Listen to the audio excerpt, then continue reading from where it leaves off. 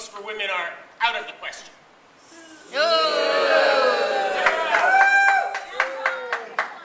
Thankfully for all of us, your opinion matters very little.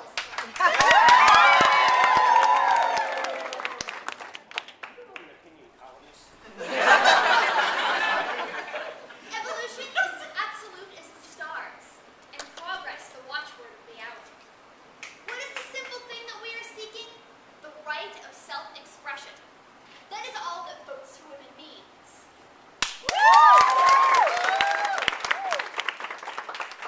And I have heard on good authority that even your Mr. Scott was coming to reason on the subject before we died. He was very sick at the end there. Indeed, he was not.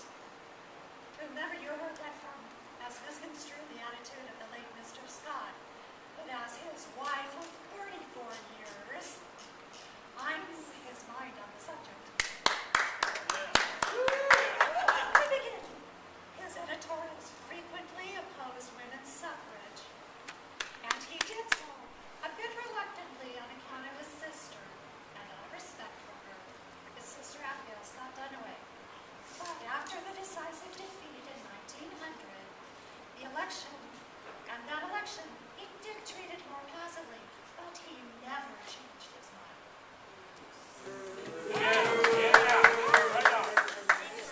He was vindicated repeatedly by subsequent elections. Yeah. With all respect, madam, I sincerely hope that vindication will be reversed this November.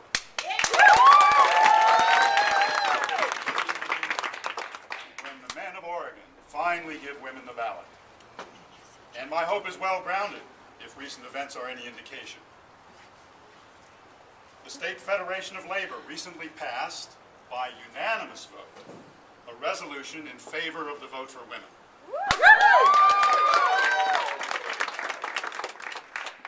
I shall vote to give women the ballot because they have political opinions and have the same inherent right as men to express those opinions and make them effective.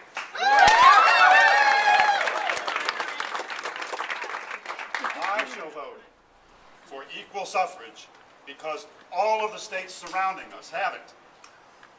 And our women are just as intelligent, just as good, and just as handsome as they are.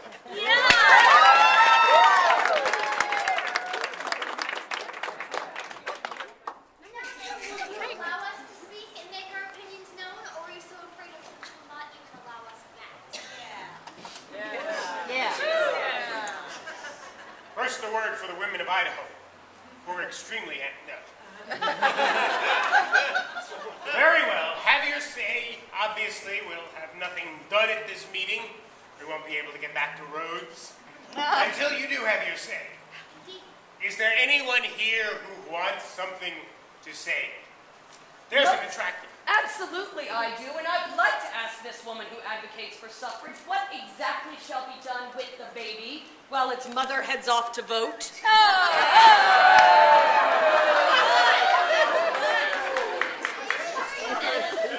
is no need to worry on such a question.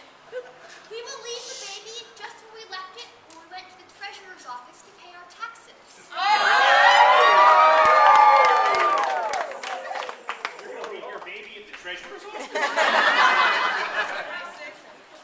I've heard it said that the true mother, with her hands fully occupied in caring for her children, takes no interest in politics.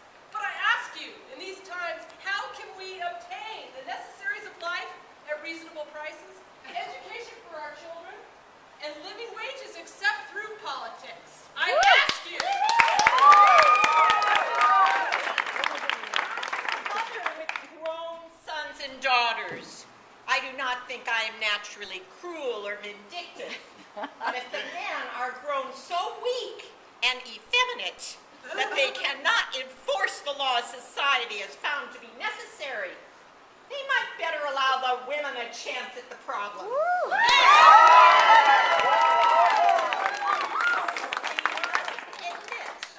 Admit that when it comes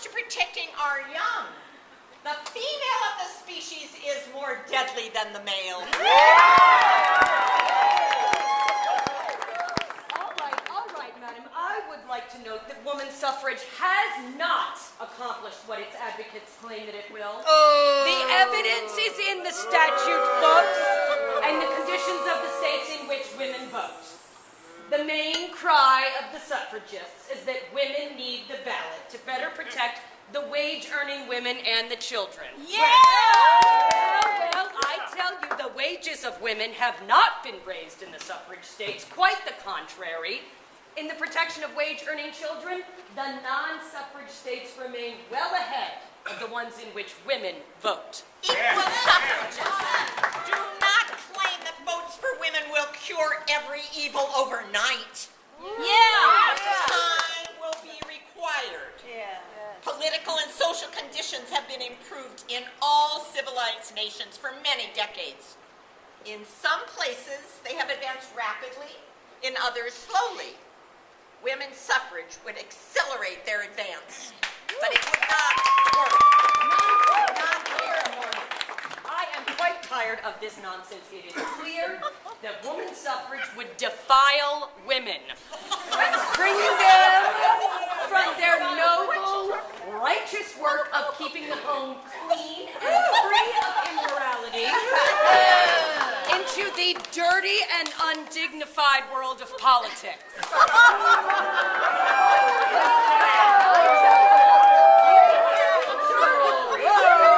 That the good Reverend C.T. Wilson himself believes that suffrage will only strengthen the immoral element of society.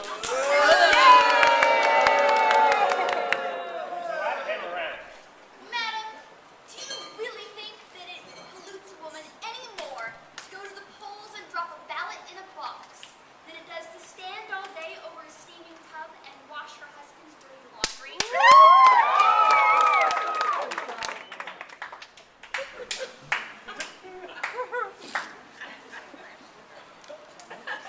All right. Women's suffrage. Have we further points? Oh, you again. Yeah.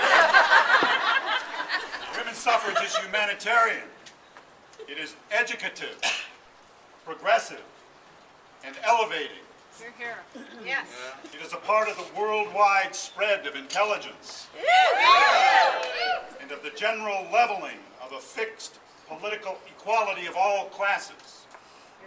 It is the next inevitable step in the irresistible march of economic development and political opportunity. You go!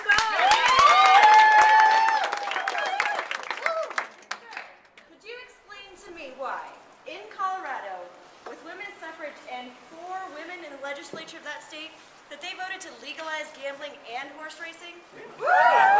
Hey! And women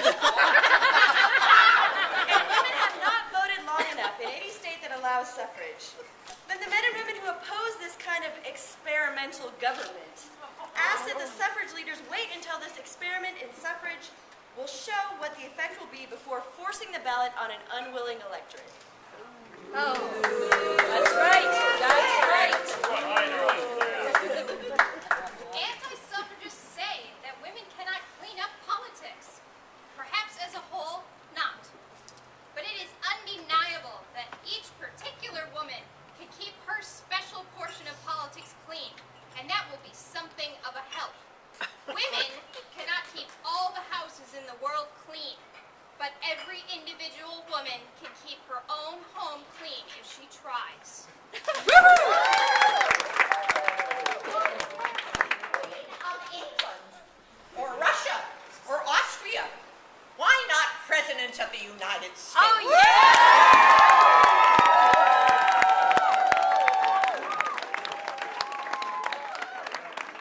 Well, that's just ridiculous. I'm calling this meeting to an end while the saloons are still open.